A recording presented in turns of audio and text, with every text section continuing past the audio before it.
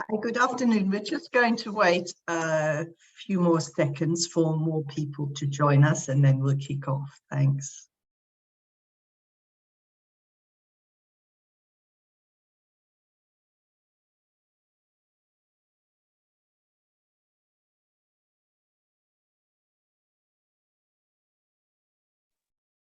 Right, okay. Good afternoon, everyone. My name is Ute Collier. I'm the Deputy Director of the Knowledge Policy and Finance Centre at the International Renewable Energy Agency. I'll kick us off this afternoon with some opening remarks, but let me first mention that we have interpretation for this webinar, so we do English and French. If you want French and click on the interpretation button at the bottom and you can listen to the simultaneous translation. Okay, it's a great pleasure for me to welcome you to this second webinar of our knowledge exchange series, which we're organizing to discuss advancing renewables-based clean cooking solutions. We kicked off the series a couple of weeks ago with the session on bioethanol, and our goal is to showcase the important role of renewables-based clean cooking solutions in achieving SDG 7, Sustainable Development Goal 7 by 2030, and of course also our global climate goals by 2050. Renewable solutions include biodigesters, bioethanol, and of course renewables-based electric cooking. And there is a great deal of innovation underway and substantial learnings have accumulated, which we want to share in these virtual sessions. As countries explore solutions and define national clean cooking plans and strategies, it's crucial that they consider the role of renewables, not just for expanding clean cooking access, but it's also to unlock a range of co-benefits. Obviously, health we all know about, but also agricultural development, waste management, and environmental conservation, such as protecting forests. So with this holistic view, it obviously makes sense to discuss biodigesters, which is our deep dive today. And we're organizing this session in partnership with SNV. Biodigesters are, of course, at the intersection of energy, agriculture, livestock, and environment sectors. And across the regions, they have a long track record of being deployed to tap into locally available organic wastes to deliver clean cooking fuels, but also bioslurry as a fertilizer. And in some cases, the biogas can also be used for electricity generation. IRENA's estimates, our statistics are available on our website, suggest that there are over 122 million people using biogas as a clean cooking fuel in 2021.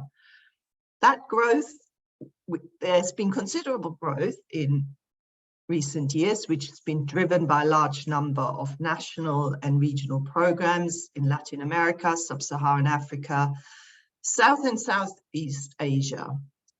And there are some important insights on how local value chains and sustainable markets can be developed over time, which we'll be exploring today. So we have representatives from the private sector, donor agencies, governments, regional alliances, and market development entities to share those experiences and to highlight the role they see for biodigesters as part of the wider clean cooking strategy. So with this, I would like to thank all our speakers, our partner SNV, and of course, USD audience for joining us. And I look forward to an engaging discussion. Now, we want to make sure this is a bit of a two-way process as well. So yes, we'll have a scene setting presentation. We'll have a panel discussion, but we would also like to encourage the audience to participate. So there is please put any questions in Q&As. Some of them will be answered live by the panelists, but we're also trying to get some of the questions into the panel discussion. And again, let me repeat for those of you who joined later, we do have interpretation into French.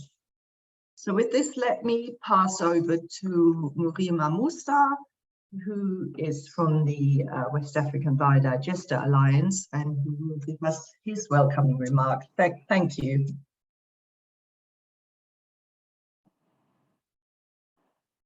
Merci beaucoup, Madame Collier. Donc, moi, je suis Murima Moussa, je suis le secrétaire exécutif de l'Alliance pour les biodigesters en Afrique de l'Ouest et du Centre.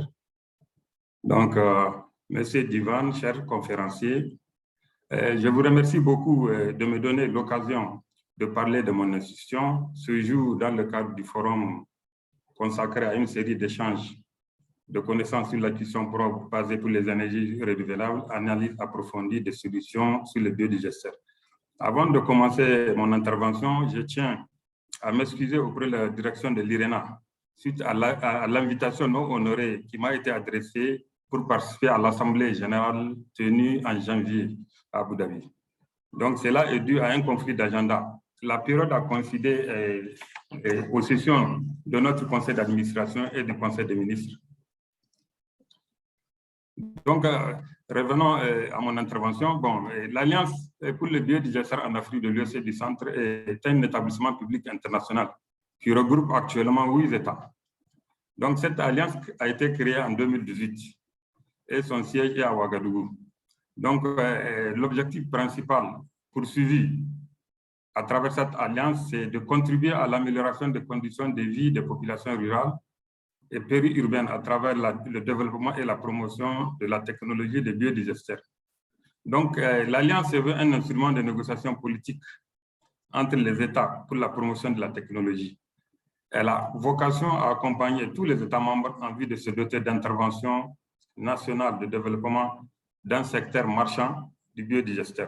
Donc, c'est agir sur le volet demande, offre et l'environnement favorable.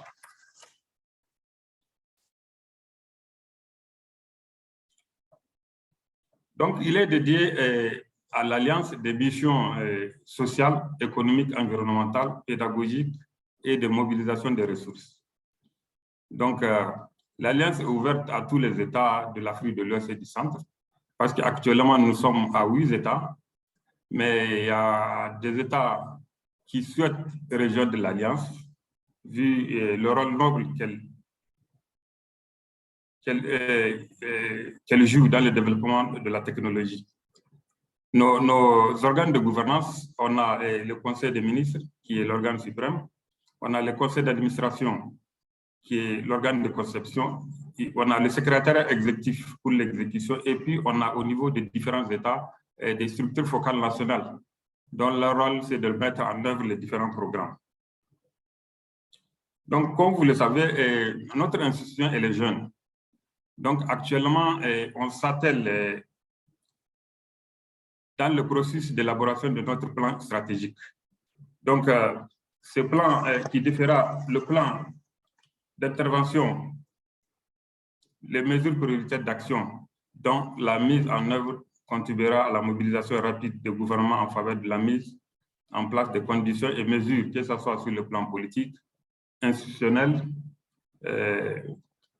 réglementaire et des ressources nécessaires et utiles à l'émergence et au renforcement de l'environnement favorable à la pérennité des initiatives nationales de promotion de la technologie. Donc, ce plan stratégique qu'on est en train d'élaborer servira de base pour la formulation ultérieure des programmes et projets en direction des pays. Donc, si on prend l'espace, actuellement, si on prend, on est à peu près 22 000 biodigesters installés. Et le potentiel actuel, le potentiel technique existant évalué en 2018 se trouve aux environs de 10 millions de biodigesters potentiels qu'on peut installer actuellement. Donc, sur les 10 millions de biodigesters on a tenté de faire un peu le calcul par rapport aux impacts potentiels dans la zone, dans notre zone de la BAC. Donc, si on arrive à mettre en œuvre, à financer la réalisation de ces 10 000 biodigesters, nous aurons par an à préserver à peu près 1 800 000 hectares de forêt, à contribuer à avoir accès à une énergie propre à plus de 30 millions de femmes et des enfants, et puis environ par rapport à la réduction du gaz à effet de serre, on va se situer à peu près à 22 250 000 tonnes équivalent CO2 par an réduit. Donc ça sera un apport par rapport qui va contribuer à l'atteinte des ODD qu'on fixé. Donc, voilà en quelques points ce que je peux dire de l'Alliance pour les biodigesters en Afrique de l'Ouest et du Centre. Donc, je reste à votre disposition pour toute question, pour approfondir encore et mieux vous éclairer par rapport aux objectifs de l'Alliance et puis ce qu'on est en train de faire actuellement. Merci beaucoup. Merci beaucoup, Monsieur Moussa. Let me pass over now to Saroj Rai, who will give us a short scene-setting presentation. Saroj, it's over to you. Thank you, Tay. A very good afternoon, good morning, or even good evening, everyone. Yeah, my name is Saroj Rai. I'm with SNV as the Global Technical Advisor for the Biodigester Market Development. On behalf of SNV, let me welcome all the participants and the speakers. Thank you very much for joining us. And I also like to thank IRENA for this partnership. For SNV, probably just a quick introduction, we work in 3 sectors: energy, and agri-food and water. Currently, we are in some 20 countries in Asia and Africa. And under our energy portfolio, we have many energy projects, and a good number of them are the biodigesters.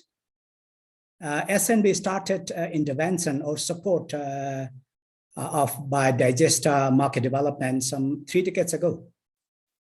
As of now, we are working in some 8 countries, most of them in sub-Saharan Africa. And then we have some 11 biodigester projects at the moment. As we know, and as Ute mentioned earlier, I mean, the overall theme of this IRENA Knowledge Exchange series is about clean cooking. But as he also mentioned that in case of, let's say, biogas, and we are using the word biodigester rather than biogas, just not to forget the other part of, let's say, the benefit that comes from the bioslurry. So that way, probably biogas as a cooking solution, renewable-based cooking solution, is also a bit unique.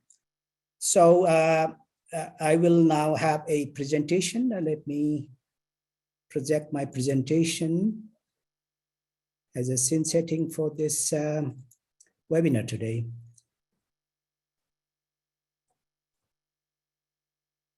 Okay. Is it okay, visible well?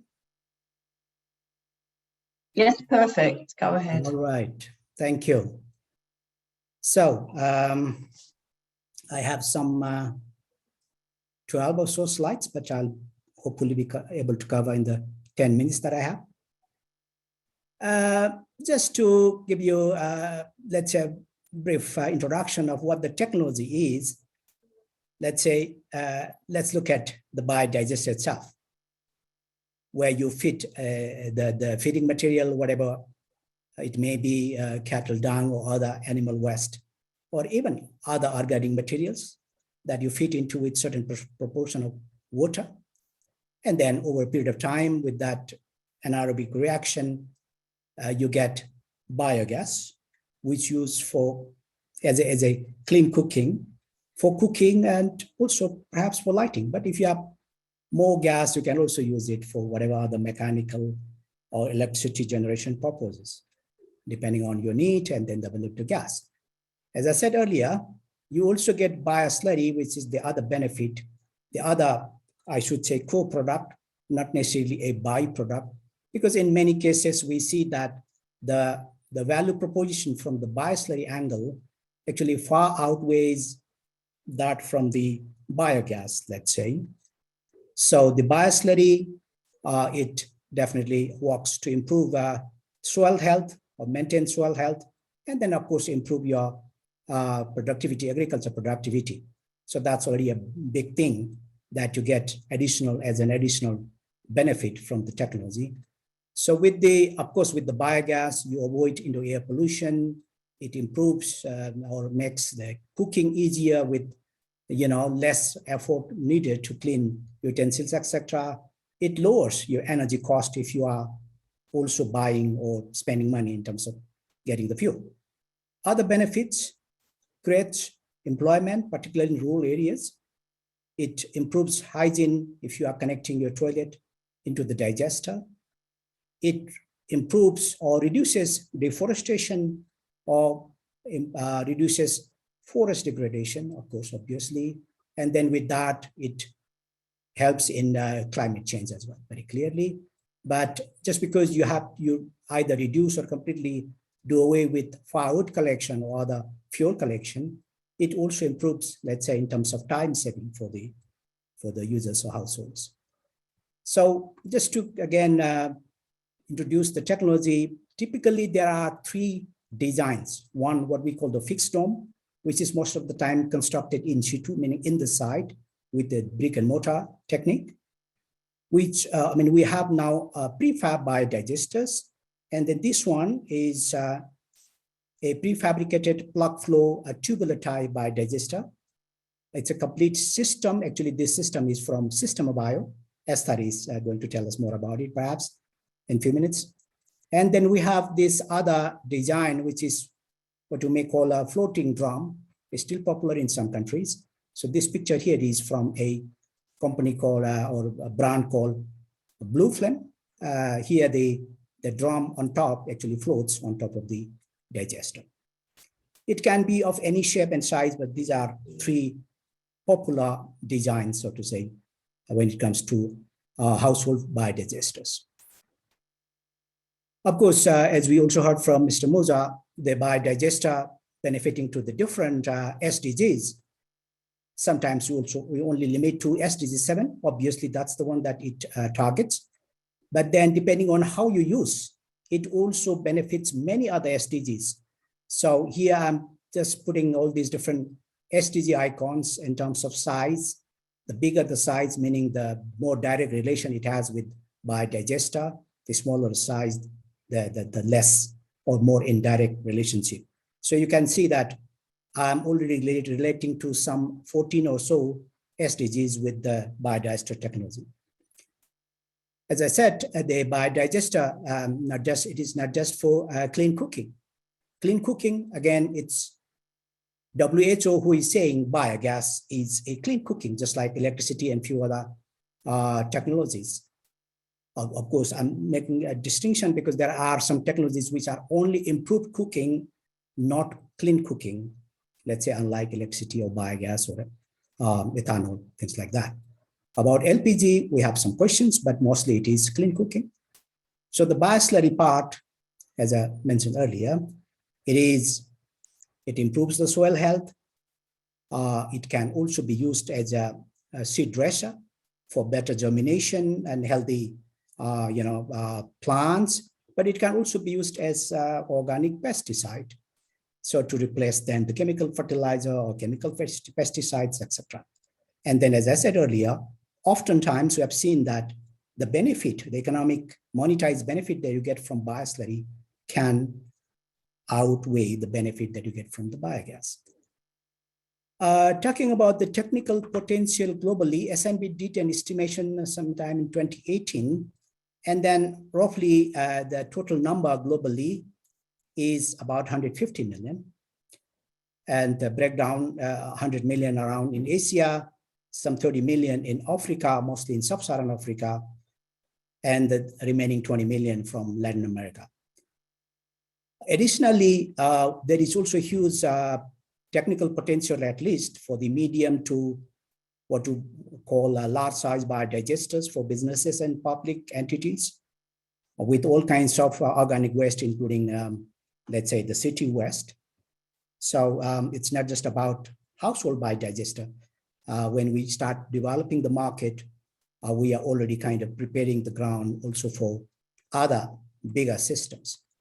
In 2022, SNB published a report on the status of household biodigester. That report was based on a study that or collection of information from 14 selected countries in Africa and Asia.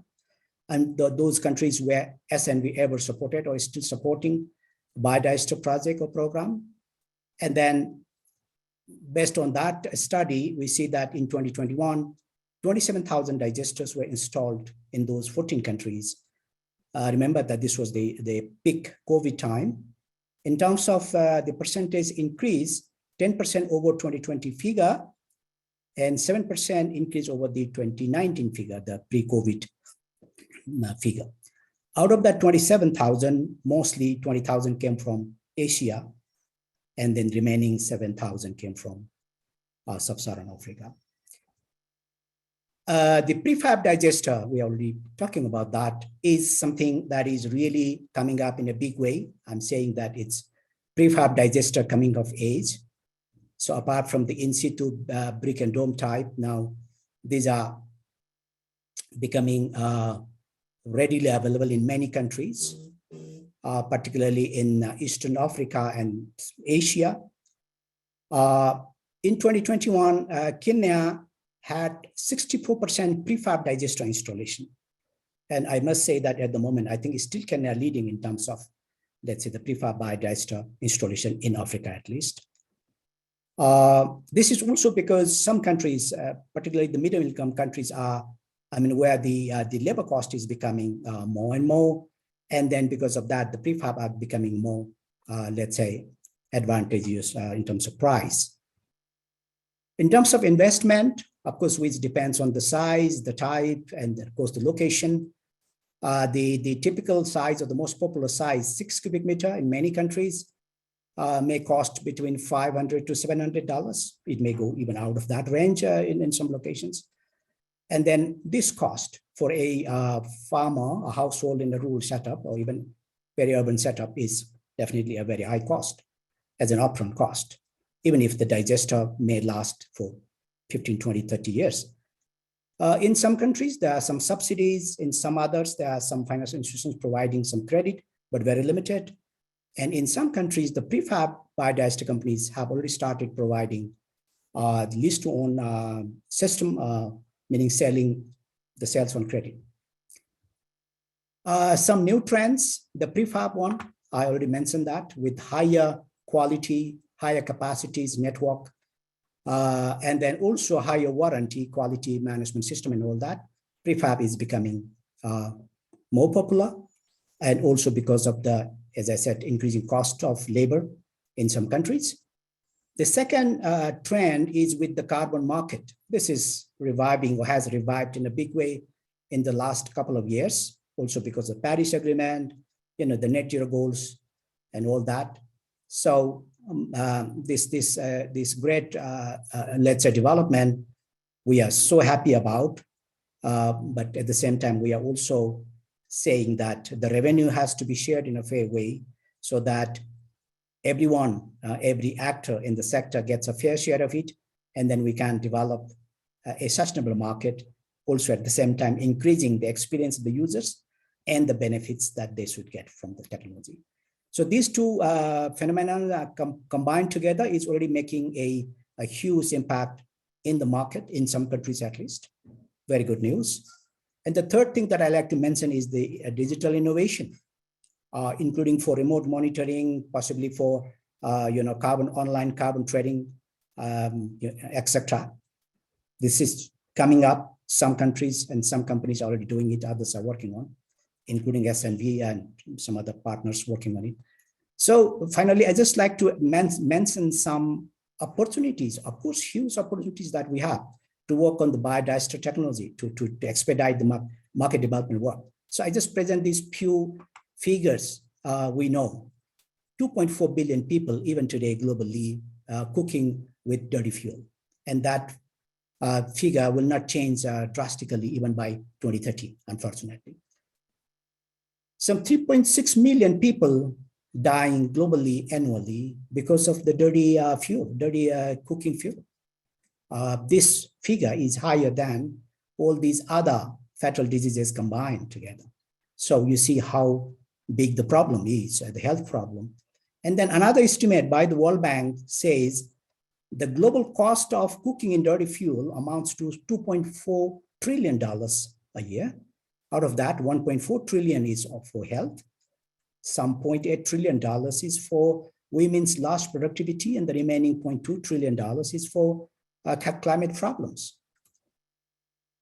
Now, as I said, another opportunity, basically what I'm saying is that these big problems we have should be turned into or being turned into opportunities.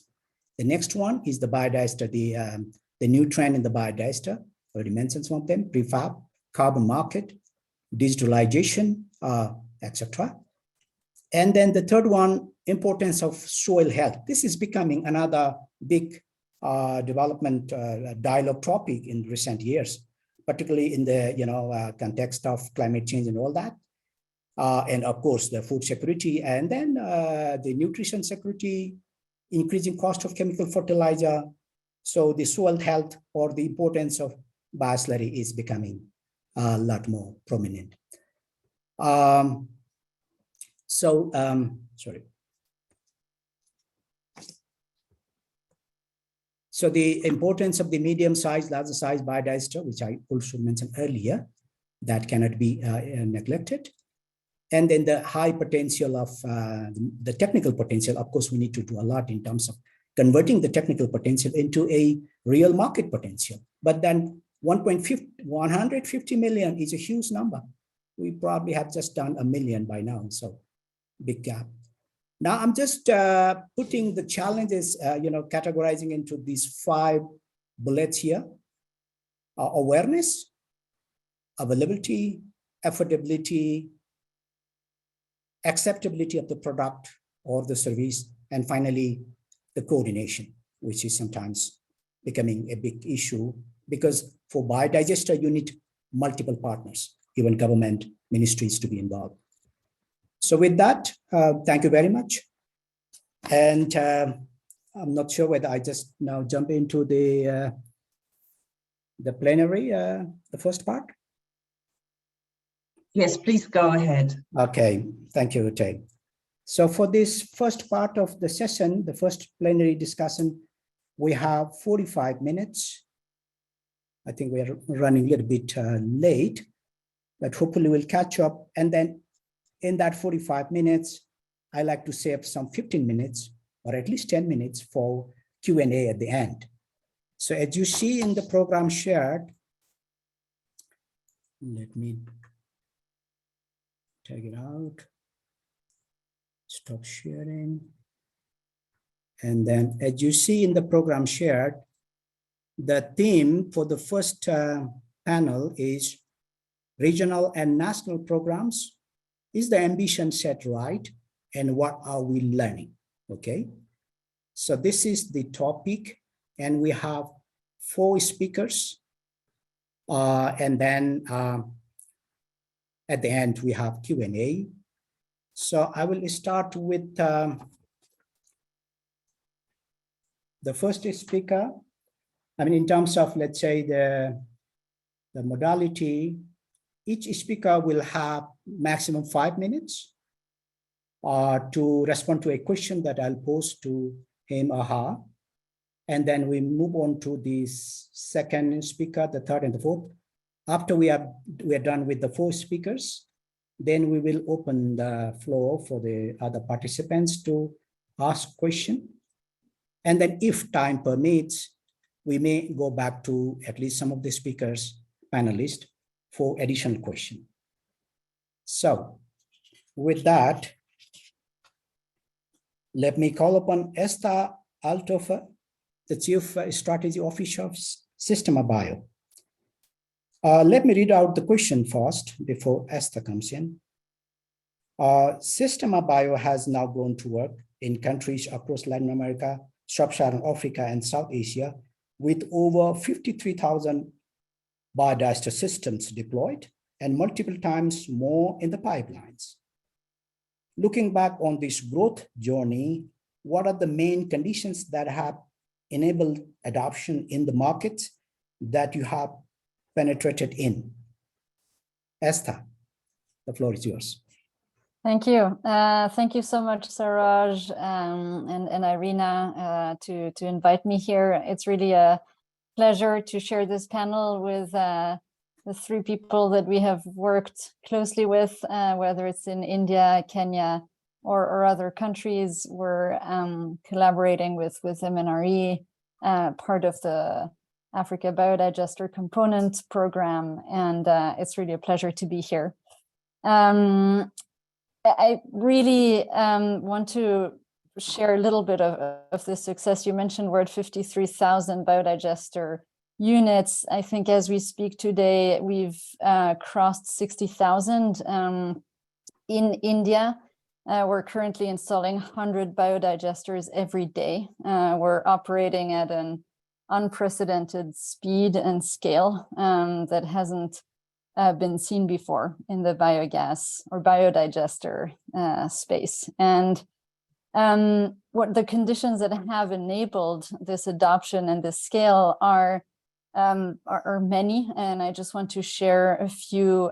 First of all, really want to acknowledge and appreciate the work that SNV has done along with other organizations to really prepare the ground for new technology. You mentioned, Siraj, the sector used to be dominated by fixed dome, and today prefabricated biodigesters like Systema Bio's product are really disrupting the market and enable a very fast pace of implementation. And this has been made possible by partnering with governments, with farmers, and we've worked with SNV in Nicaragua and Kenya, and hope to work together in many more countries. Also, I think the market conditions have never been better. We all know about the cost of living that is increasing, the cost of fossil fuels, of LP gas, chemical fertilizers are rising. Saraj, you were mentioning soils are degrading. We really see a big challenge around food security and the ability of smallholder farmers to produce healthy food. And Systema Bio and then biodigesters overall really are the solution for this. And we consider that farmers are our customers, but they're also our stakeholders. And it is becoming easier to install and share this business case around biodigesters because of the current market conditions. For those who don't know, we do operate in Mexico, in Sub-Saharan Africa, in Latin America, Sub-Saharan Africa, and India. And some of our customers have been using the biodigester for 15 years in Mexico, others for 7 years in Kenya, and 6 years in India continuously. And this is really what would we see in the long-term adoption is that these farmers become ambassadors, and they also enable the adoption of more biodigesters in their communities. And of course, you also mentioned, this is a very important point, is the affordability. Systema Bio is the manufacturer. We have 2 biodigester production facilities in India and in Mexico. We do all the sales and installation, the after-sales service, and we have really developed this vertically integrated business model to be able to manage costs and be able to be very close to our customer and make biodigesters more affordable through asset financing. So the sort of a lease to own model that you were referring to.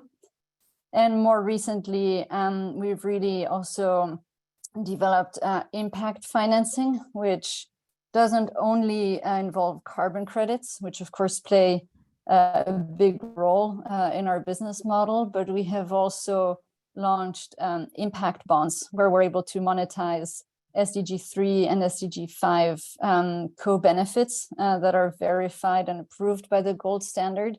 So we've been able to diversify our funding sources from traditional debt and equity to more innovative structures that meet the challenges that our society is currently facing around climate change, health, and gender. And like you mentioned, this is very, very important. We use all of this impact financing to make our products more affordable. So this is directly handed over to the customers, to the farmers in terms of a price reduction. We've just announced a pretty radical price reduction in Kenya and have also launched a really innovative carbon program in Uganda with a very affordable price for farmers. So those are a few of the points that I wanted to share.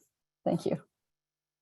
Thank you, Esther. So many things to applaud. Congratulations. I saw in one of your communication, you did 50,000 in 11 years and you aim for 50,000 in 2023. Yes, that's correct. And close to 40,000 of those will be in India. So again, really want to mention our partner, MNRE there. And we also work with the National Dairy Board, NDDB, and many other very large dairy cooperatives in the sector. Thank you, Esther. So we'll leave you there and then let's move on with our next speaker, Jean-Marc Shika. He's from HIBO's Senior Program Manager with decades of experience at highest level, managing regional programs. So Jean-Marc, please come in. I mean, of course, the question that I have for you, let me read it out. Okay. So the question is, the regional and national programs have played an important role in the biodigestor market development in developing countries.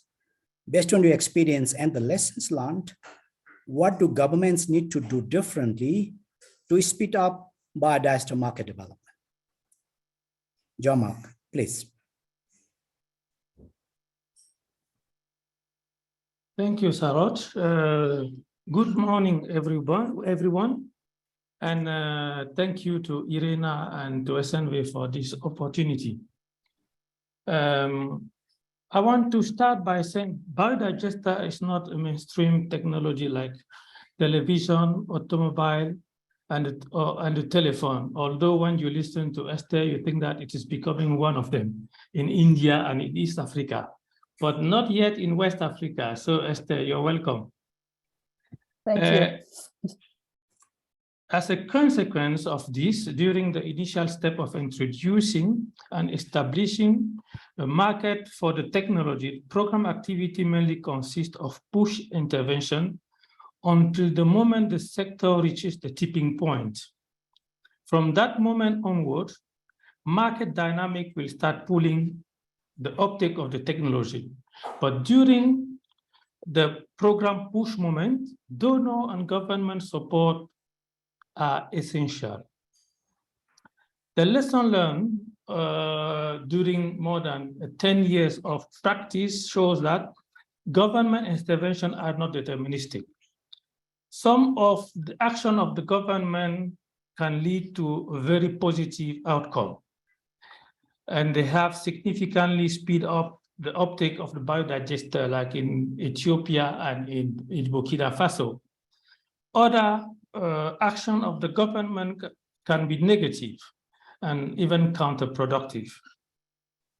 But if you will ask me today, after more than almost 15 years, that what is the thing that the government need to do differently, I will say without doubt that they need to have an engaged attitude towards the introduction of the technology that has proven its relevance for significantly improve the way people cook and in helping them building their resilience against the effect of climate change.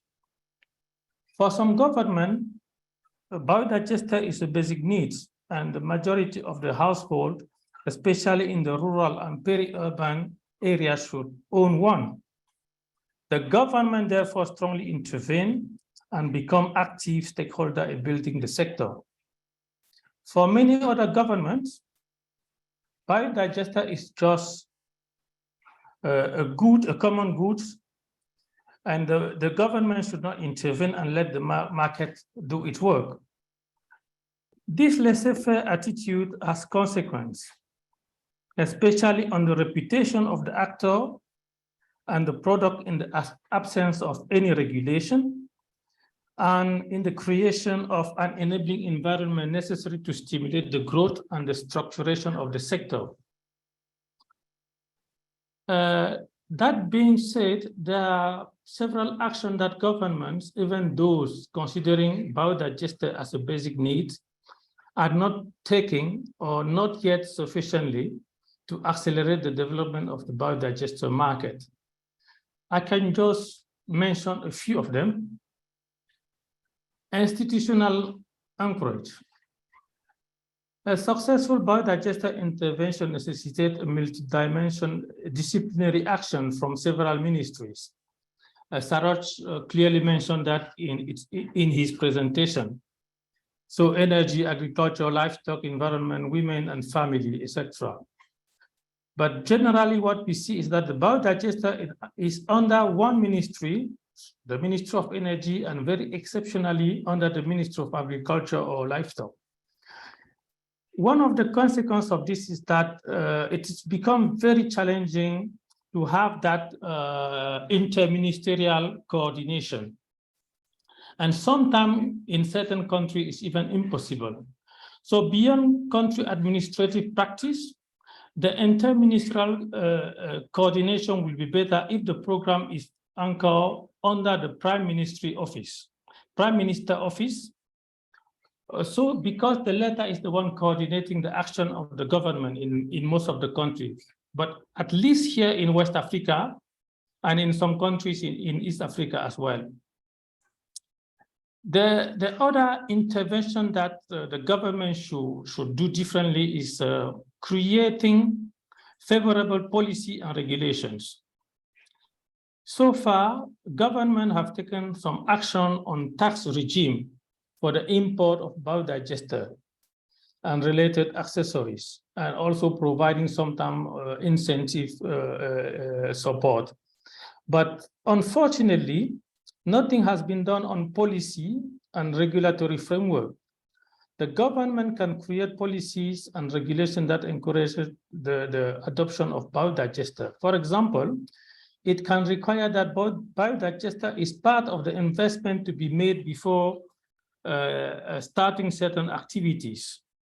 So, for example, a biodigester will be part of the waste management practice when you want to do livestock activities in the peri-urban areas, for example, and will oblige people to demand for biodigester and to buy biodigesters. The third intervention that I see is the provision of financial incentive. And of course, we are well aware that the main obstacle hindering the uptake of the biodigester is the upfront investment necessary to buy the biodigester. Although some very innovative business model like lease to own or pay as you go are unlocking that challenge, but it's not practiced everywhere. Therefore, any intervention on this front is more than welcome. Beyond the well-known investment subsidy, government can and should reduce other financial incentives such as tax credit to households that are using biodigesters. This incentive can help in reducing the upfront cost of installing a biodigester and make it more affordable for people to invest in the technology. And of course, the the financial incentive can also go to the incentive by creating a fiscal condition for companies that are doing constructing biodigesters. Those are the main interventions. Some intervention can be in the norms and standard, because it's not easy to do R&D, as you can know. And if you want to continuously improve products that are entering the market and so on, you need R&D. Others are support in research and development, because it is a lot of time, and it is important to mainstream the research and development in the national research and development program. So, Sarah, those are some of the interventions that government needs to do differently than what they have done during the past 15 years to speed up the uptake for biodigesters. Thank you. Thank you, Jean-Marc. Thank you so much.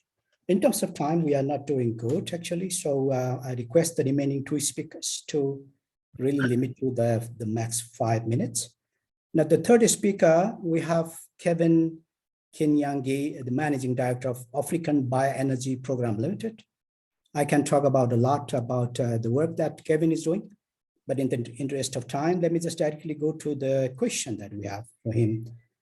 You have been involved extensively in the biodigester program in Kenya, where about 30,000 households have adopted biodigester solutions, and you are working closely to nurture SMEs in the sector and the rural communities. Based on your experience, what are the key components that help build a sustainable local market for biodigester over the long term? Kevin, over to you. Thank you so much, Saroj. Thank you, IRENA and SNV, for this opportunity. I am really happy to be part of this panel, of course, to engage with the very many distinguished participants, and also my senior, Jean-Marc, partner Esther, of course, new other people that I get to know. When you're talking about a sustainable biodigester market, for me, I think about a very critical balance of opportunity between the demand side of the biodigester market and the supply side. And I want to say that this good balance of opportunity, whether it is real or apparent, is very important, because without that, without the demand side feeling like this is a solution that is important to us, and without the private sector or the supply side seeing the opportunity, then there's no engagement. It will only be a push affair. But what are these critical things that I think would help us or enable us strike this balance? The first thing that comes to mind, and this is where we started from in the biodigester sector in Kenya, is knowledge. And by knowledge, I mean, how do you socialize the different players within that market on this solution? And not necessarily the technology, because I'm not talking about technology, I'm talking about not the biodigester market and the solution that it brings on the table. How do you socialize the communities? I mean, from in Kenya, for example, from a position where people were afraid to cook with biogas because they feel the food will smell cow dung, to a place where they understand and appreciate that this is actually, you know, real clean cooking energy. We're talking about that basic level of socialization, to a level of socialization where you're talking about people looking at their cultural practices and trying to find the nexus between this solution and their culture. And I think one of the biggest good examples we found is in Ethiopia, where after promoting biodigesters, now under the ABP, were left with a big question of how do we cook injera with biogas? And if biogas cannot cook injera, then there's a problem here. So it's about socializing the demand end to enable them to appreciate what is in need for us. How is this a solution? What are the trade-offs? Because there are also trade-offs that communities will have to make to adopt and optimally use this technology. You know, so that is very important. The socialization is both at the community level and also socializing the government. And I think Jean-Marc has put a lot of good points that also requires some level of socialization, you know, for the government. How do they perceive this technology? You know, depending on the context. And I think the best, the most critical part of knowledge, imparting knowledge about the solution, is understanding the context. Because how this knowledge is shared in Uganda, for example, is quite different from how it is shared in Kenya, in Ethiopia, and even in Burkina Faso. And from the case studies and our experiences, we realized that in Burkina Faso, if the subject of agriculture was not part of the question in biodigesters, then probably the scale would not have been as we see it today. You know, in Kenya, the context could be different. We're running away from the high cost of fuel, cooking fuel. And in Uganda, quite a different context altogether. So socialization is very important for us to have a sustainable, biodigesty. The second aspect of it is capacity. And most often than not, we look at capacity from the supply end, but there's a lot of capacity need from the demand end for the market to be sustainable. And actually, Esther could tell you this, that if you're a new company in a new country context where there's no capacity, the costs of operation are very high. And that is not what you want if you want to build a sustainable biodigester sector. So we need to focus a lot, and I think that's the most critical part of programs that are supported by register, market development in countries, because a lot of these costs that are related to knowledge, development, knowledge impartation and sharing have been covered by these programs. And these are some of the things that really scare private investors, because you cannot scale without this knowledge penetrating, no matter how good you are. And if you really want to scale even as a company, you have to invest in knowledge. You have to impart this knowledge, you have to socialize the community. So capacity at the demand end. Do people understand how to use the technology? Do they understand the benefits, the full benefits of the technology? Do they understand how to do major, basic operation and maintenance of the technology? Because those are some of the cost centers that basically also hinder or make the level of investment for private sector in this technology too high. The third thing that is very critical for a sustainable biodigester market is what we talk about every day, an enabling environment. And when we talk about an enabling environment, I mean, what are we really looking at? And I'm not just looking at policy and regulation, I'm looking at the entire political, environmental, social, legal, economic, and technological. Over the time, I think we've really done well on technology. We've really done a lot of studies on technology. There's a lot of innovation. Good products are coming out. So there's no problem there. When it comes to environmental aspects of the technology, I think we are really good at it. Very many NGOs, governments appreciate the value of conserving our environment, and people understand that. When you look at now the social, economic, and political, that's where the gap is, because it is not clear to governments to many governments which route to follow. For example, John Mark has talked about, is it in your context, is it a public good or a commercial good? How do you make that decision? How do we as a country determine that a biodigester is a basic need and we need to invest, and what level of investment do we need to make? So understanding the context and providing the exact enabling environment, because one of the most critical questions I ask, in as much as we want to interpret sustainability as driving the sector through, business or commercialization, we need to look at our shared goals, as a globe. We are talking about universal access to clean cooking energy. When you talk about a commercial product, I can tell you in every country where any company has ventured, there is always those who can afford and those who cannot afford. And in as much as companies would want to reach everybody, they also have a commercial, angle to it. So I think there will always be a mix of commercializing the sector, not distorting the business nature of the sector, but also looking at inclusion. Because inclusion is one of the things that have not been brought very clearly in the equation. If you want universal access to clean cooking, and Saroj brought in very good statistics, 30 million of Africans are still using dirty, fuels. To be honest, those 30 millions, a majority of those are those who are poor. When you talk about 3.6 million of people across the globe who are dying of indoor air pollution, to be honest, those are not people who have alternatives. Those are not people who have disposable income. Those are people who are surviving and struggling through life, and sometimes the cost of even medication is very difficult. So how do we, part of sustainability is looking at how do we leave no one behind, and I think that is the role of enabling environment where policies, regulations, interventions are contextual and inclusive. Where there is need for intervention, it has to be backed up with clear regulations that will not disadvantage the private sector. And I think we learned a lot about this when we went through COVID, because initially the costs of vaccines were too high, nobody could afford, only a few people would survive.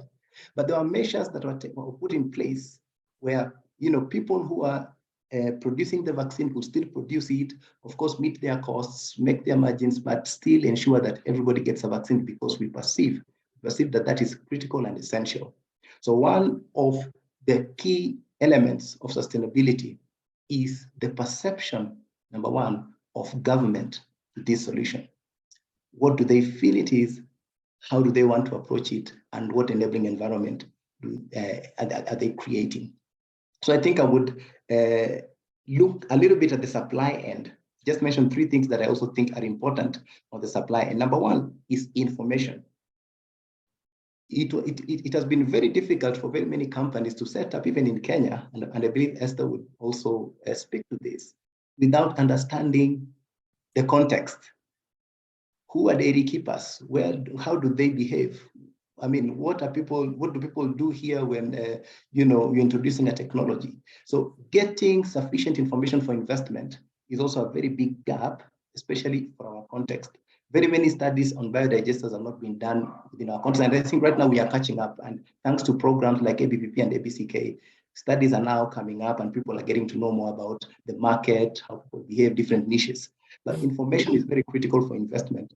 And this lack of information also has become a barrier to financial access to finance, because interpreting risk, for companies that are looking for investment has become very difficult. And we know financing is also a pivotal role, plays a pivotal role in scaling or in making the sector sustainable. So investment capital has become too expensive because the information gap does not allow financiers to really measure and interpret well the level of risk they're taking in financing both the demand end and the supply end. The third thing is we need to come up with an elaborate supply chain for the solution. One of the big questions I ask when I visit my partners and communities, where can you get a biodigester? Nobody knows where to get it, because biodigesters are brought to their doorstep, either by marketers, sellers, or resellers. So there has to be a way of thinking, how do we innovatively, create an elaborate supply chain, such that someone in a village, in a particular village, knows that if I need a biodigester, I can make this phone call, I can go here, or I can ask person X, and that solution will come, to me, or I can access after-sales service or repair for the technology. Thank you so much. Thank you, Kevin. Well, in terms of time, we are running late. So we might have to leave with, questions in written form here in the chat box or the Q&A chart, and the answers typed in there by the respective panelists. So please continue putting in your question, directing to specific speaker. And then now let me call upon our fourth speaker of this part of the session, Mr. S.R. Mina. He's a senior scientist, Ministry of New and Renewable Energy, MNRE, India. So, Mr. Mina, the question for you is, India has been a leader in the adoption of biodigester, and the National Bioenergy Program has been notified up to 2025-26 with a dedicated component on setting up small and medium-sized biodigesters with an outlay of about $12 million. What other steps has the ministry taken to further support the biodigester market development? A follow-up question, what lessons are being learned which could be shared with other countries looking to implement such programs? Mr. Mina, over to you. Very good afternoon, sir. Indian biogas has traveled a lot journey since 1980s, right from 1 to 2 cubic we adding lot of initiatives to better adoption of the biogas digester in the society as per the different conditions or resource available. Ministry has, for example, we are adding different size, different designs, and the adding of biogas filter slurry unit with the biogas plant, and also various policy instruments we have adding in the biogas adoption, like Government of India declared the biogas as a priority lending sector, and recently we amendment the National Fertilizer Control Order, and we give the status of the biogas slurry as a recognized by organic manure, so that the entire economics of the biogas plant can be established. Because as I listen all the speakers, I got a universal point that more or less we have similar kind of inherent problem in the better adoption of the biogas plant. So we have to have the solutions for all kind 360-degree angles of the solution. For example, we have to aware the users how we can use the biogas plant in a long way manner, because in rural area there is no frequently solutions or technical supports are there.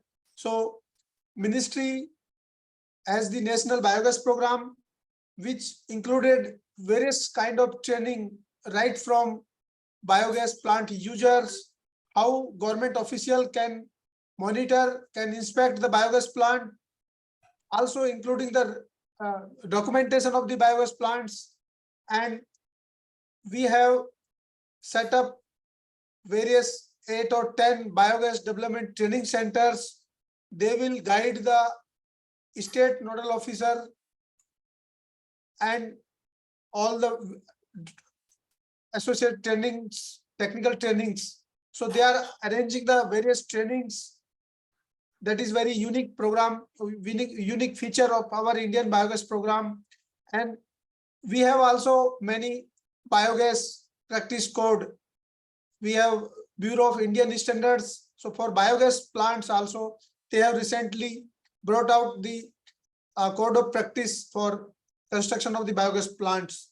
Similarly, ministry has added the online application, because there is a problem that the villagers or farmers are not in position to whom they can approach. So it is right time to include develop a biogas portal or mobile application, so easily they can submit their interest. So that interest ultimately immediately go to the implementing agency, and after that the installer or government representative can be reached there for timely installation of the biogas plant. Similarly, we have adding extra subsidy. For example, now the animal keeping behavior has been changed. So we have included more and more size and designs. Dairy farmers who have large number of animals, so we have extra provision of financial assistance if they are producing power for their local needs, power needs, thermal application. For example, in poultry, in dairies, various kind of application require. So as per their requirement, we amendment the programs. And, you know, India has the largest dairy milk union, so that Amul milk union we have also included in our program, because they have quite well strong connection, or you may say bonding with farmers, so that they can repay the loan amount of the biogas plants.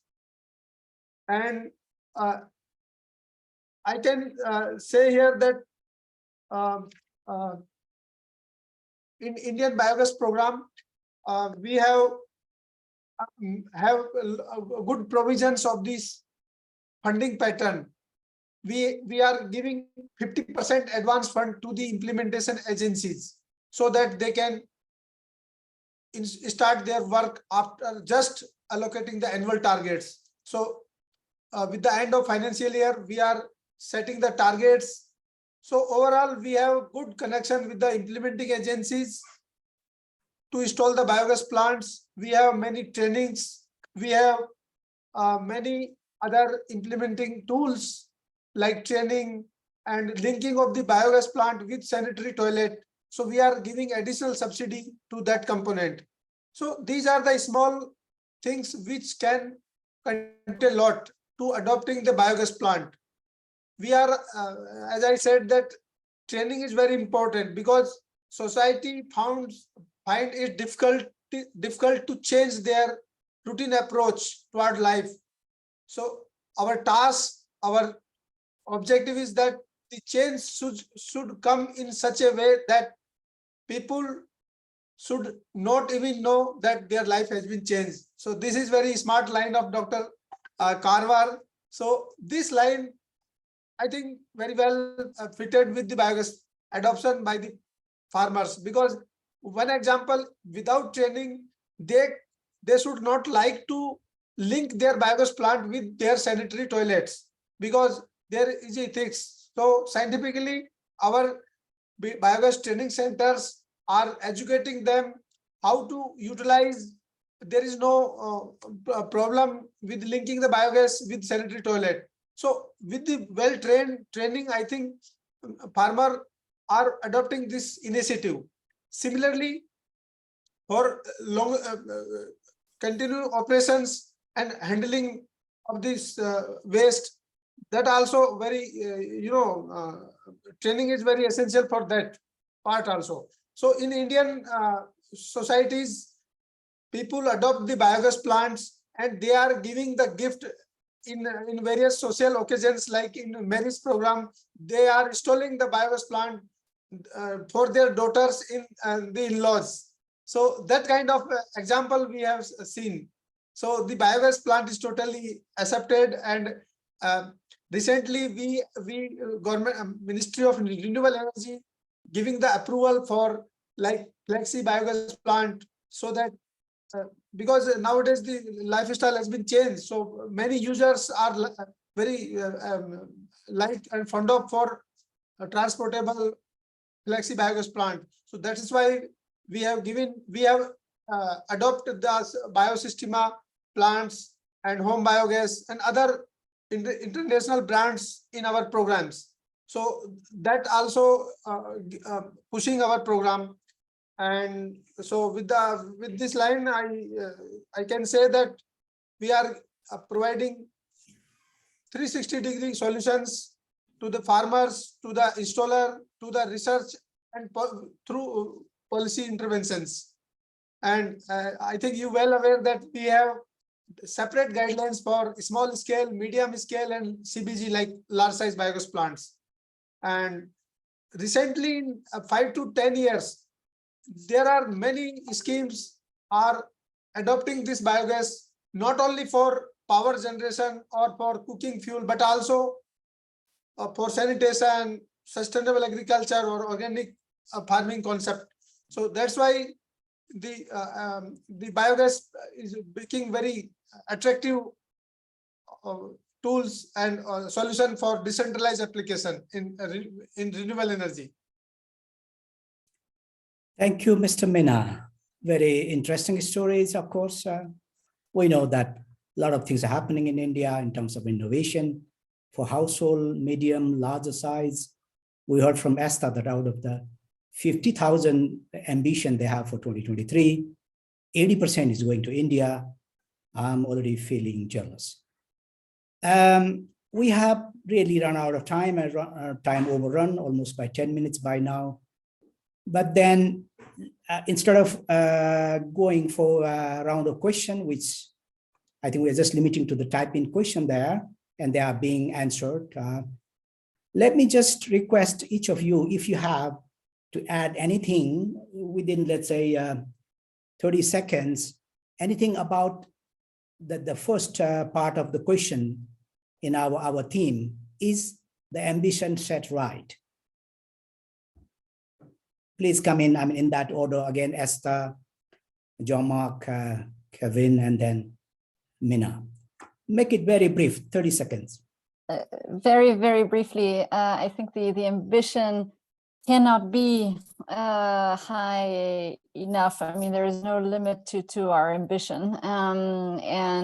Like you mentioned, that the numbers are massive. There's 150 million people who could benefit from a small biodigester. It's probably even more if we include the productive use. Just as a brief reminder, 2030 is in 7 agricultural seasons, meaning it's tomorrow. And farmers are already really struggling with droughts and other challenges. So we need to move extremely fast. Systema Bio has taken 15 years to become a top global company in prefabricated biodigesters. The technology is proven. We can do it fast. We can do it at scale. We know the challenges and we have the solutions. We really need to accelerate and be even more ambitious because we can reach those 100 to 150 million farmers. It is possible. The product is here. The go-to-market strategies are here. And we could be on a pathway to really reducing 1% of global greenhouse gas emissions if we all work together efficiently and put in place the solutions that are proven in the market. Thank you, Esther. 150 million households, yes, rather than people. So it's even households. Yes. Yes, Jean-Marc, again, a quick one. Yes, Saroj, I will not answer your question directly, but I will just tell a story that we have here in Burkina Faso. You know that here in West Africa, the market is very open. People always bargain all the time. And when you ask the trader, I want to pay you this, the trader will tell you it is the prices that you have given is good, but it's not yet what I would like to. Can you make a small effort? So I would say, instead of saying that the ambition is set right, I would say, yeah, we still need a lot of effort to do, because climate change is also very fast. Because clean cooking, it's many people are still dying from using dirty fuel, and a large part of the agricultural soil is still degraded. We cannot wait. So can we be fast enough? Are we fast? Yes, maybe we are fast, but we are not fast enough compared to all these things that I just talked about. So that's what I can tell you concerning our ambition. Thank you. Thank you, Jean-Marc. Kevin, really 30 seconds. Just 30 seconds. For me, the question is the ambition a shared ambition? I think it has to be shared. Whoever is setting it, whether it's government or the private sector, then there has to be a way of the ambition being shared so that we can realize this, this ambition. How do we moderate interests, both of private sector, government, and communities? How do we have enabling fiscal policies? And how do we remove the unpredictability when it comes to taxes, so that we can unlock, financing for the sector? And number 2, is the action commensurate to the ambition? I think that's another question that needs to be answered. What are we doing at different levels? Are we acting commensurate to the ambition, or are we sluggish? So I think we need to also look at the actions in place at different levels and evaluate ourselves to see whether we need to catch up or we are, in schedule. Thank you. Thank you, Kevin. Mr. Mina, again, please limit to 30 seconds. Okay. Sir, nowadays many academic institutions are also involving the renewable energy, particularly bioenergy sector, in their curriculum. So through academic, through research, not only policy or policy instruments are sufficient for adoption of the technology.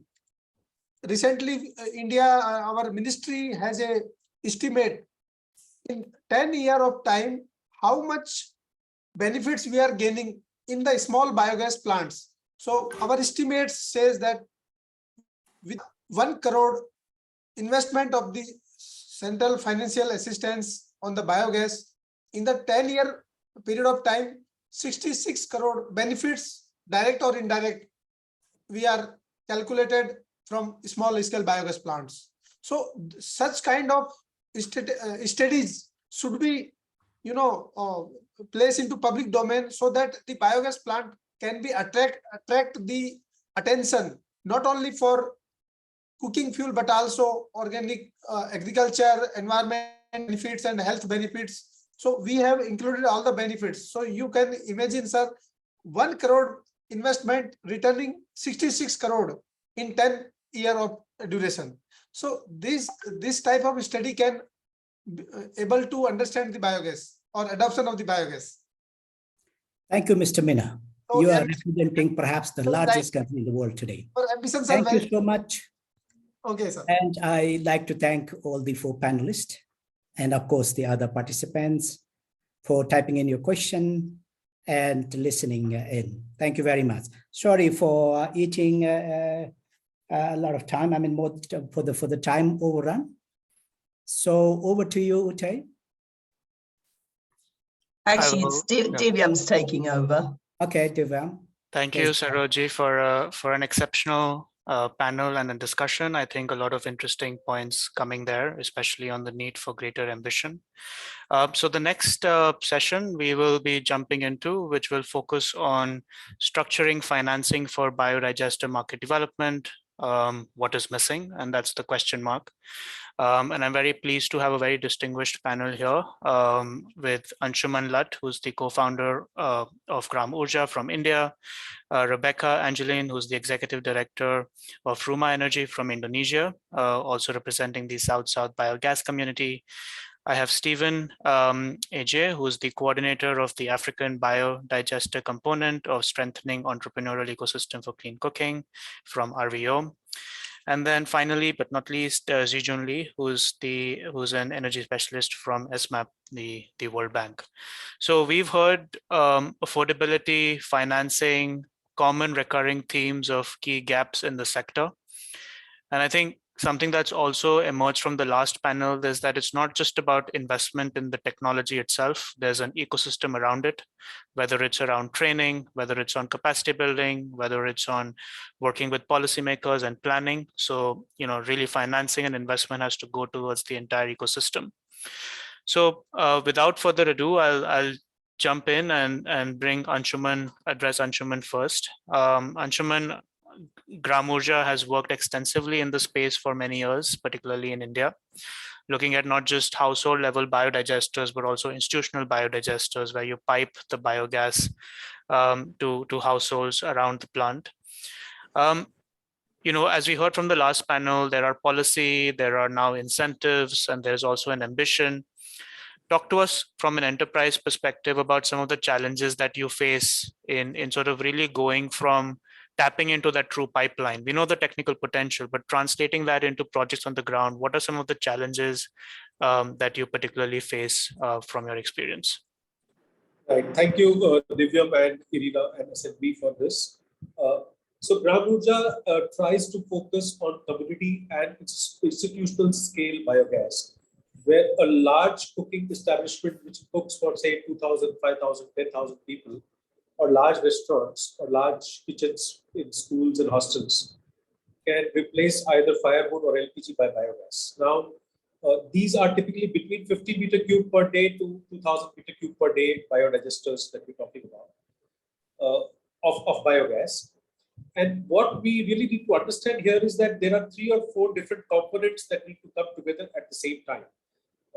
So what is the raw material? Now, are we looking at this biodigester as a waste management tool, or is it an energy tool?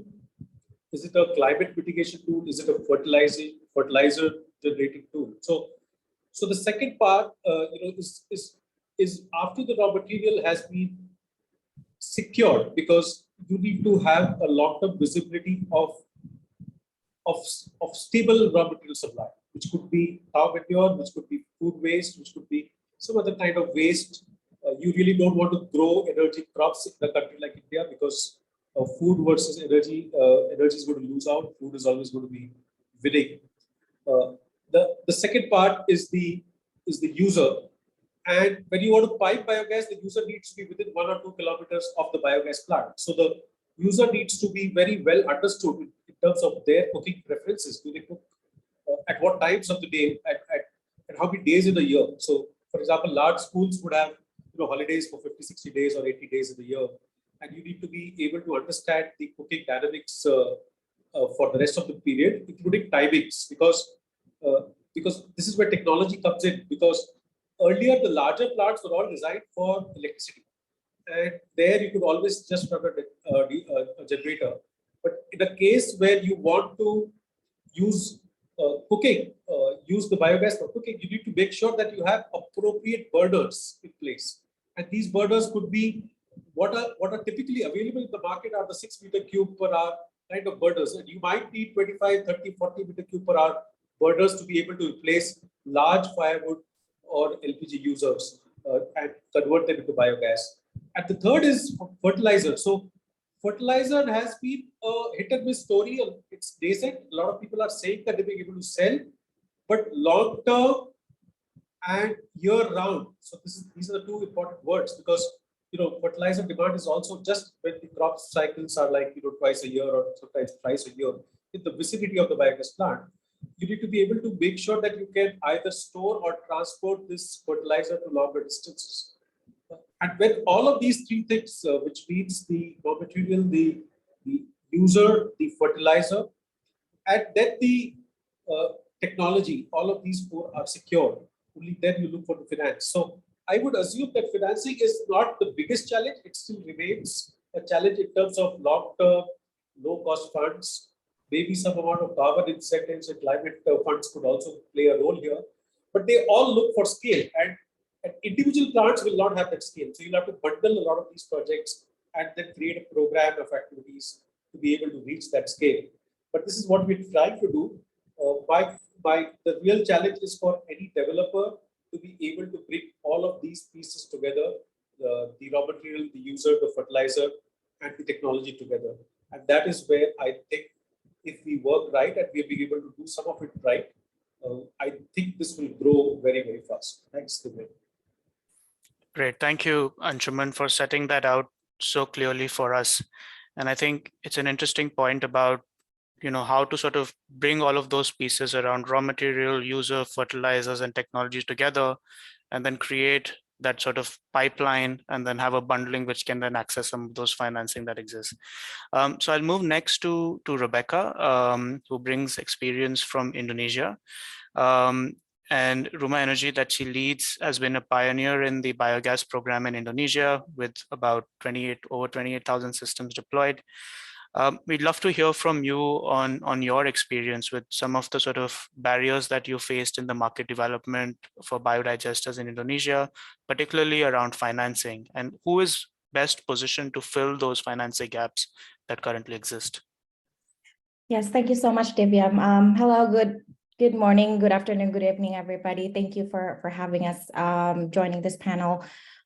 So for Indonesian context, I think our experience now, what we're facing now is how to scale. So we're at 28,800. It's way below the number from Sistema Bio, but I think at this point we're at that stage where we're stuck. So that's one for several reasons. The first one is the cost of biodigesters are increasing almost like every 2 years. And another thing is that's very recent. Another event that happened recently was the foot and mouth disease that happened in 2022. So there was an outbreak, and it affected almost 1 million cattle, and it affected I think around 24 to 27 provinces in Indonesia, and that really hit hard to the farmers and also the our cooperative partners, because from the financing point of view, OIRE is using the blended finance, where we combine financing from different modalities. We use grant, which is probably the smallest portion of the blended finance. We use subsidy from the carbon credit sales. and microfinancing from our cooperative partners. So when the foot and mouth disease, or the FMD, happened last year, it really hit hard on the local cooperatives. So that's why the construction was not, last year was actually, we doubled the target that we set to ourselves. There's one province that is really thriving. So the FMD really played a part in the number of biodigester. Another thing is the we see, like, in several provinces that the fixed dome market is quite saturated. So now we are left with smaller number of ownership from the farmers itself. So we're actually exploring and collaborating with a third party that can provide other model of biodigesters. Bear in mind that YRE, we're not producing biodigester. We're an NGO, so our role is to establish that market ecosystem. So our strategy now in solving the scale up issue is we just established a company last year that focusing on purchasing the bioslurry from our farmers. So the reason why we established the company is, one, we want the existing users to keep on using their biodigester because of the incentive given per kilogram of the bioslurry purchased by the company. And second is that we want to see new biogas users. So the fertilizer that we purchase, an X amount of IDR per kilogram, that is based on the data that we have that can help the new biodigester user in paying their monthly installment to the local cooperatives of about 30 to 50%. And another big challenge in the Indonesian context is the carbon regulation. So because perhaps you're already aware of this government regulation established back in 2021, so we kind of postponed all of our sales in 2022 because we need to do some modification in our operations to comply with the government regulation. Great, thank you so much, Rebecca. A lot of interesting points there around sort of some of the external factors that can influence the adoption, cost. Why is the cost increasing for, if I may just quickly follow up on your first point? You mentioned that the cost of biodigesters is going up. Yes, so we use fixed dome and the cost of the materials like cement that's increasing. So the cost structure of our biodigester is about like 60% of it goes to the material, and the labor cost is about like 30 to 40%. And also you go to different province, the cost of logistic will also increase. Okay, perfect. Thanks, Rebecca. We'll come back to some of those points. Maybe I'll quickly jump to Stephen here. Stephen, as we know, a lot of the national regional programs, there's a lot of interesting sort of how do we structure the incentives for biodigester deployment with grants, with RBFs. I think interesting also to look at, creating systems to purchase the bioslurry to create incentive on the other side. I'd love to hear from you in terms of sort of your experience in over a long period of time, let's say 10, 15 years, how do we transition to the development of a sustainable sort of market-based biodigester sector, looking beyond donor funding and how that transition takes place? Of course, I would also just put an add-on there, this point about inclusivity that came up in the last session, where there will always be a segment of the population that will require maybe that support to carry on. So would love to hear your thoughts in terms of how that transition can happen towards a sustainable market for biodigesters.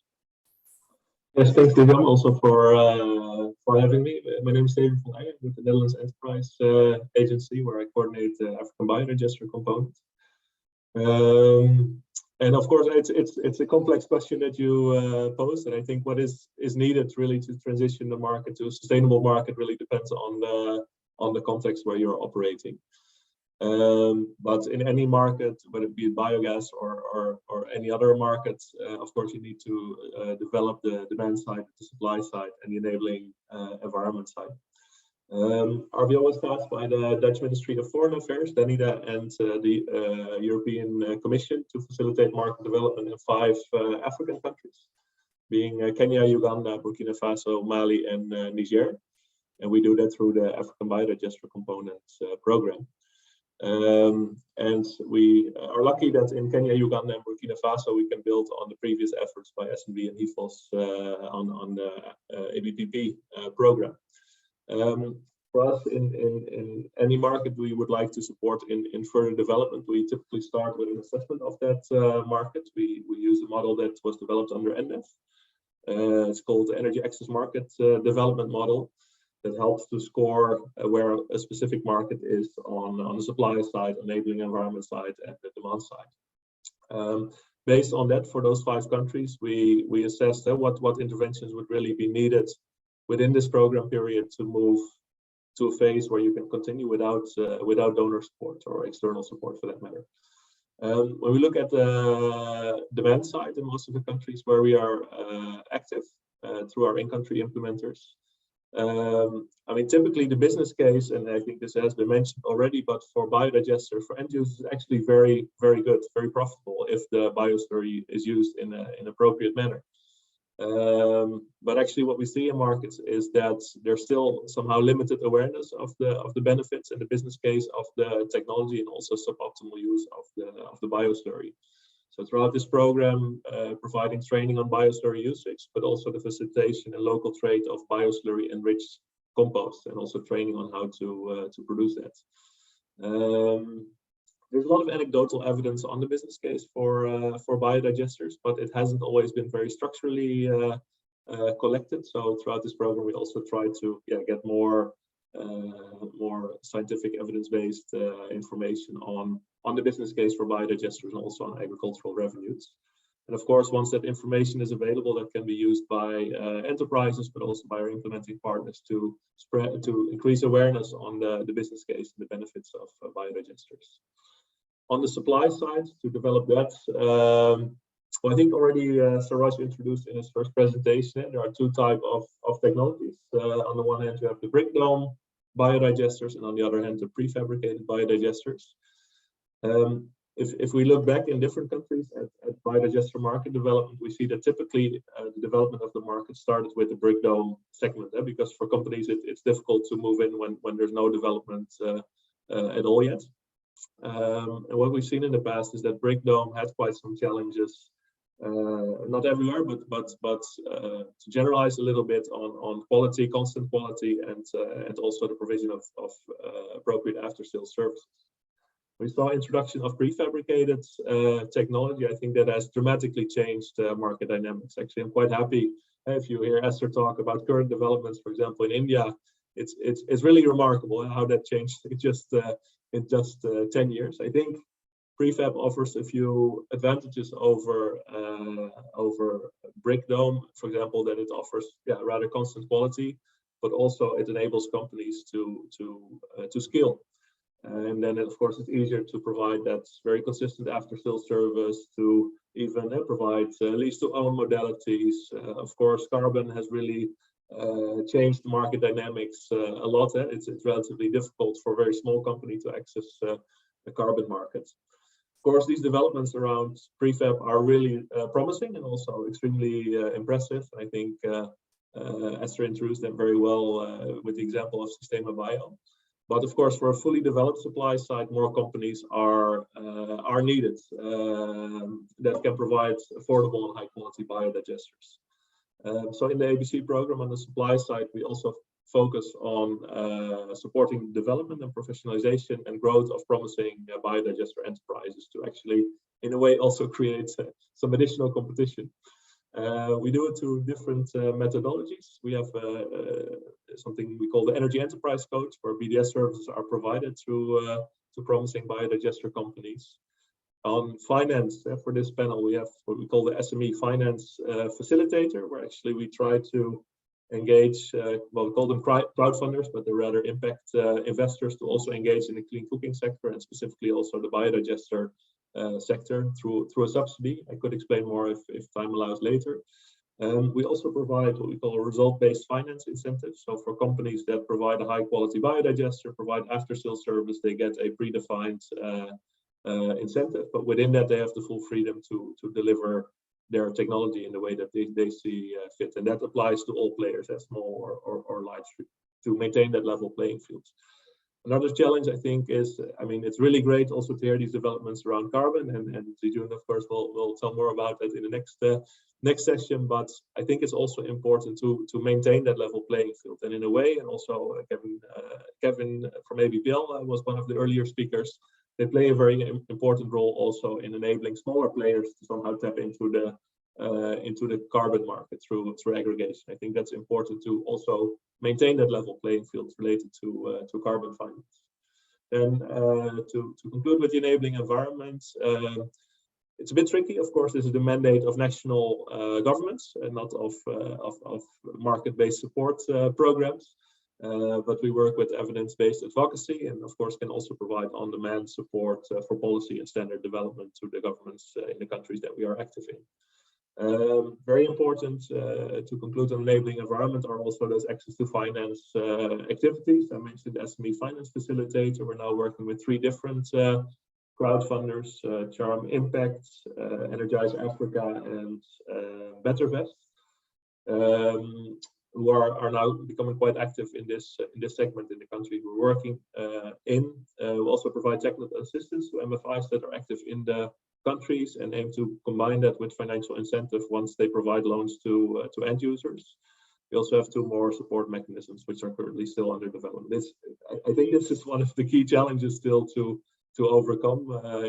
In solar, it has gone quite a long way. In biogas, there's still a long way to go, I think. If time allows, we can discuss more on that. Concluding, I think once demand, supply, and enabling environments are adequately developed, I can find a new job, and then support programs should end, and the market and the private sector can really continue to do its work. Consumers will find them, and the companies will make a profit, and the enabling environment will be there.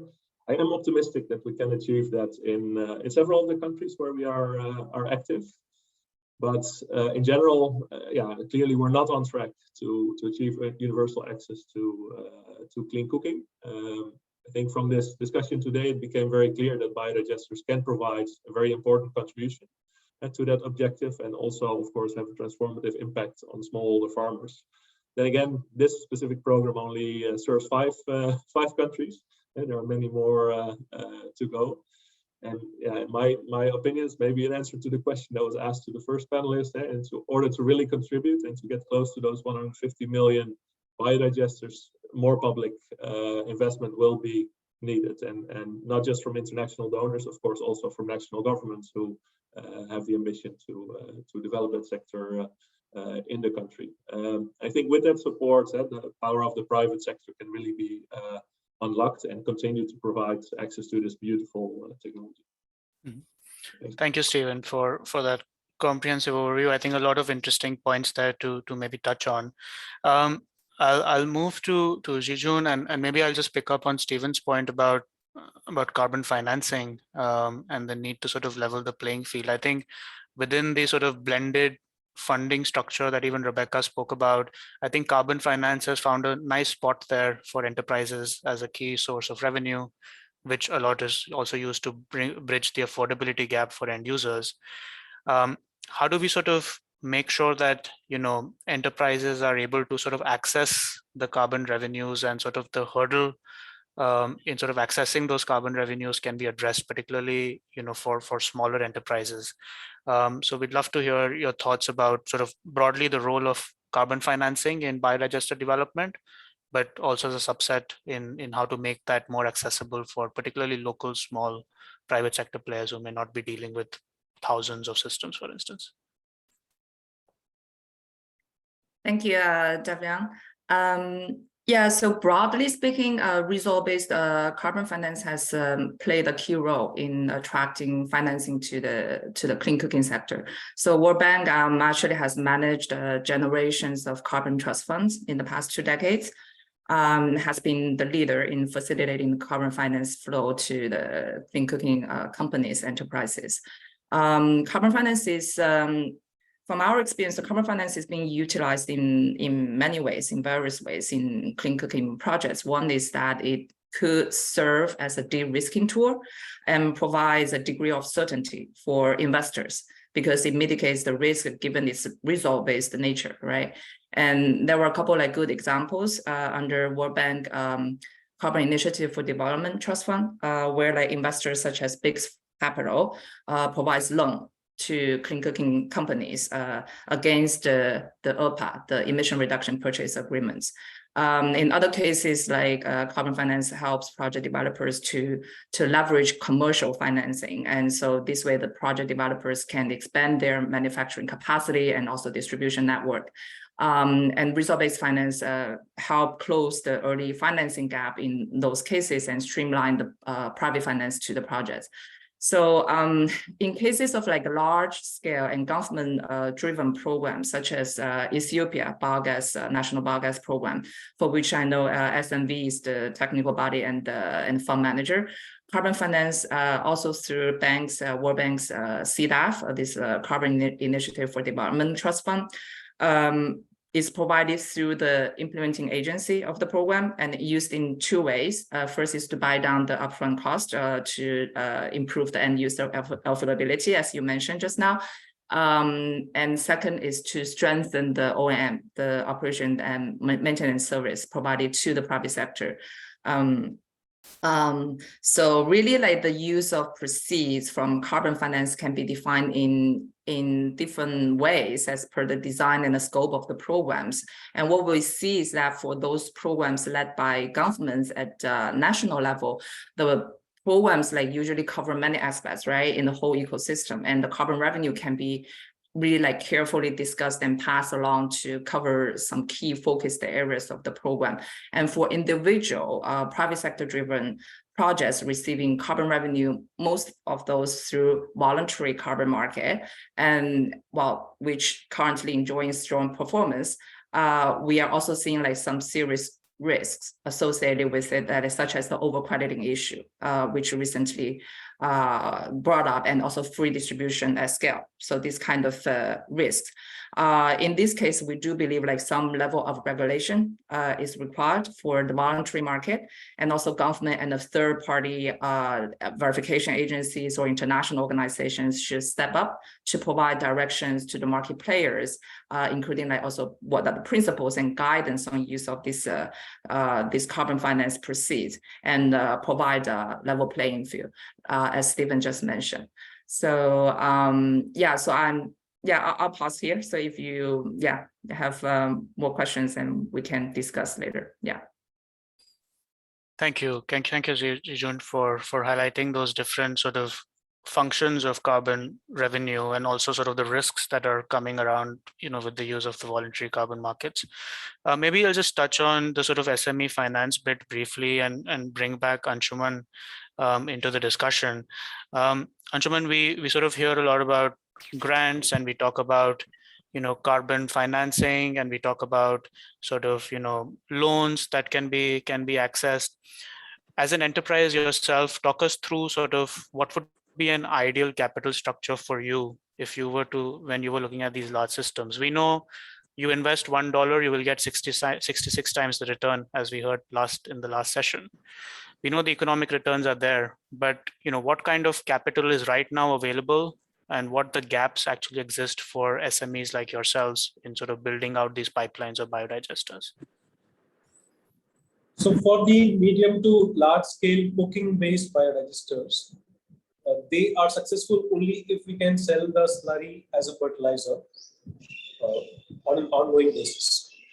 So what is really required is some amount of capital, which is risk capital, but it is not grant.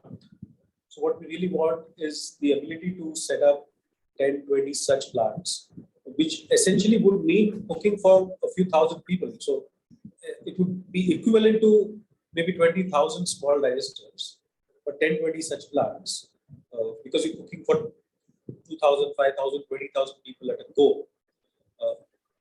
And then these would definitely be able to pay back. So with the kind of LPG pricing that it is in India today, or even as we hear in some other African countries and others, there is this ability to pay back over a period of time.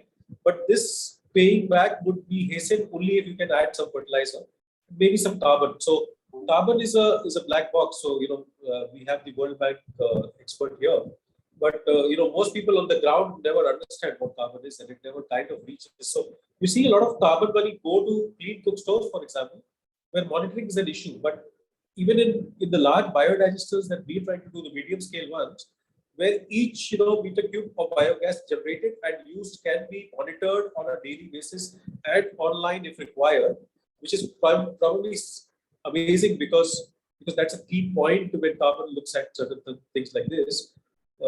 We think that that will be a very, very good catalyst. So a 20-30% coming from carbon climate funds, and the rest could be clearly equity and debt, which is available in the market today in India for good projects. So I would assume, and I would say that the ability to get together all of the factors and then set up these projects is a bigger constraint than purely finance. However, carbon money, if it could be brought in to catalyze this whole thing, and also some amount of money to do the project development part, which is the really harsh, the part and difficult one, is a slight constraint. So that's my take on it. Thank you, Anshuman, for those insights. And maybe I'll just sort of circle back to Jijun, if that's okay. In the last panel, we heard a lot about sort of impact bonds, and really, given that biodigesters kind of cut across these sectoral impacts, right, around environment, agriculture, and all of that. Given those co-benefits, sort of what are the opportunities that you see for the sector to sort of tap into wider pools of capital that go beyond just energy and more into climate, maybe adaptation, agriculture development? What are those opportunities looking like? This is a question for me, right, Tianwen? Yeah, that's for you. Yeah.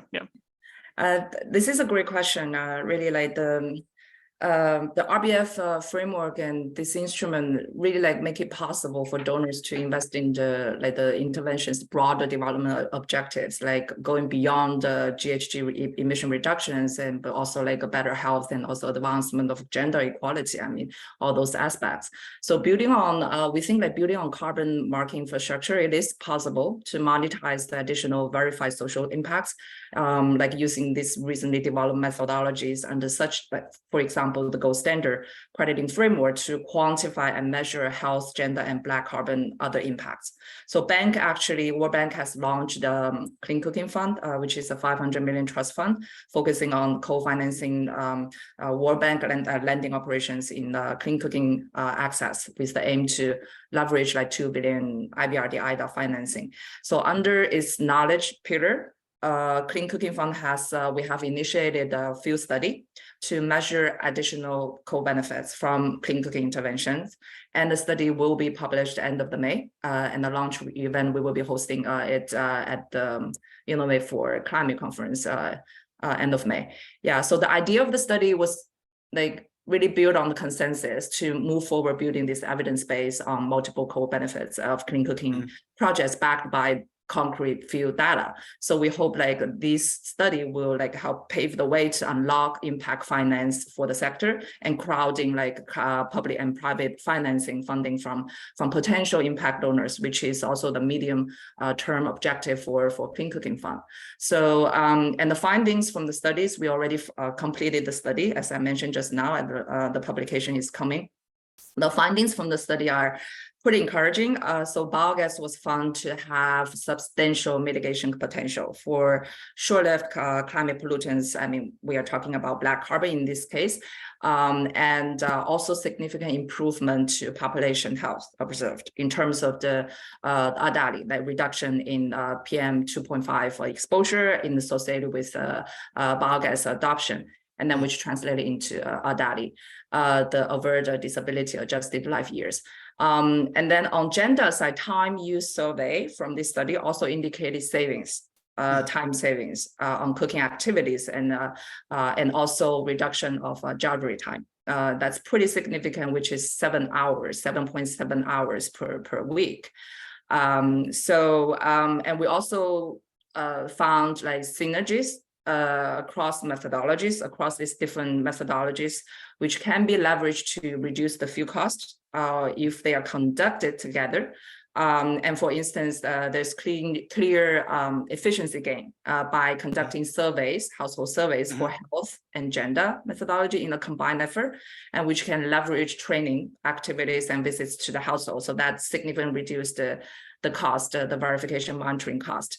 And also like the household air pollution measurements can be also used to estimate the ratio of black carbon to organic carbon for the black carbon methodology. So with this kind of like solid evidence base, and next step, we are planning to conduct a demand assessment and jointly with IFC and try to identify potential impact buyers, among whom like some of them are like existing carbon buyers who might be interested in purchasing impacts going beyond GHG emission reductions. So that's basically we're seeing like development in this impact financing, impact finance field. Yeah. Interesting. Thank you for that. And hopefully that translates into sort of more capital going into the sector, truly recognizing the value that these solutions bring. So we're almost out of time. I have some questions, so I'll try and sort of combine those questions with the second round of questions for everybody else. So Rebecca, maybe just quickly coming back to you, you mentioned sort of, setting up a separate entity altogether to purchase the bioslurry from the farmers themselves. There's a question here around whether there are incentives for existing fertilizer industries that might want to venture into carbon capture technologies, but even more broadly, let's just say, can we use those existing supply chains to sort of, distribute the bioslurry products, the processed products? Is there any thinking around that? And what does how do we sort of create those market linkages for the bioslurry itself so we can monetize it to make the biodigester projects more viable? Thank you so much, but probably I don't have enough information regarding the carbon capture, so I'm sorry, I have to skip that part. But I mean, from the bioslurry company, so it's been going on for almost a year now, so we're still at the learning phase. But the target market that we're going after is not retail farmer, not smallholders, but for big companies, because we see like there's this growing demand of plantation agriculture, plantation companies, or the big institutional buyers. Each of them have their net zero goal, and we see that they're trying to reduce the emission along the supply chain at the moment. So those are the market that we're targeting so far. But we do have like a small portion of the retail customers, because I think only a fraction of the farm, maybe like 50% of the farmers in Indonesia have access to subsidized fertilizer. But from the company itself, we're trying to track the data. So we see like a significant number of new biodigester applying for the loans because of the bioslurry incentive. But then again, it's great news. But then when the local cooperative do their due diligence, like there are several challenges, like they don't have enough space to install the biodigester, or they have like a not so good credit history. So those are the things that is an obstacle. But the hypothesis work. That's the reason why we have this company in the first place. Interesting. Okay, thank you, Rebecca.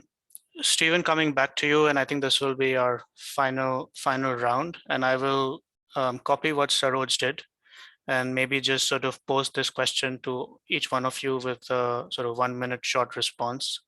Is, when it comes to financing for biodigester market development, what in your view is the one biggest thing that is missing? And maybe we can do one quick round, and then we can close the session. So Stephen, can we begin with you? Or does that put you on the spot?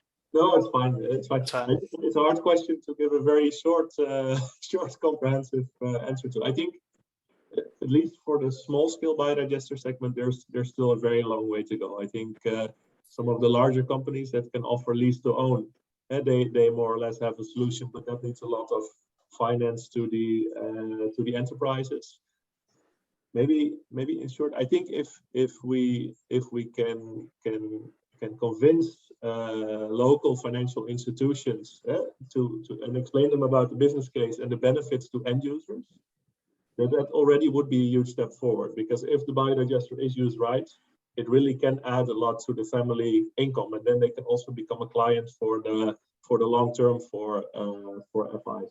So I don't think this is the right form. I mean, there are a lot of interventions that could and probably should be done to get them on board, to seduce them to get into this sector. But I think for end user finance, this is still one of the main challenges you have for further sector development. Thank you, Stephen, for flagging the important role of local FIs in the market development space in particular. Great. So next we can go to Anshuman. Yeah, so I think very simply some project development support, the ability for some institution to come and bundle all of this that makes meaningful sense for carbon to come in, and also maybe some kind of a revolving facility so that more and more projects can start giving back the money and newer projects can be developed. So combination of these three. Mm-hmm. Thank you for flagging that. I think that's a sort of good action point for a lot. I think grants, yes, but in some cases, some of these projects are actually quite viable. And with the revolving facility, you can do a lot more in some of these sort of slightly more mature market segments, probably. Great. Next, Jijun, can we come to you? Yeah, sure. I think for biogas subsector still, I mean, financing, as let's link to relate to what Stephen just said, like the end user financing, the affordability. Not in the sense just like say the upfront capital for the private sector, but also this consumer financing. So how to really like improve their affordability through MFIs, but also some other innovative financing models, instruments such as access to credit line, like the financing facilities at the larger scale, national scale. Which can be a platform for them.